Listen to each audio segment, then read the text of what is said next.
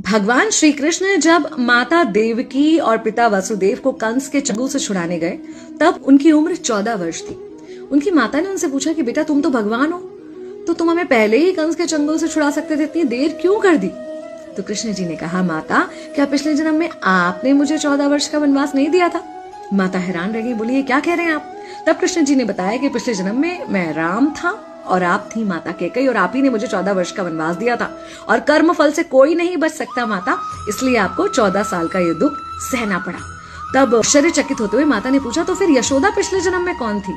कृष्ण जी ने बताया, वो थी माता कौशल्या, जो 14 साल तक अपने पुत्र से अलग रही थी। उन्होंने उस दुख को सहा था, इसलिए इस जन्म में 14 साल मैं उनके पास रहा और मेरे साथ रहने का, माता और पुत्र के प्रेम का सुख उन्हें मिला। कहने का मतलब यह है कि कर्म फल से ना उस युग में कोई बचा था, ना आज कोई बचेगा।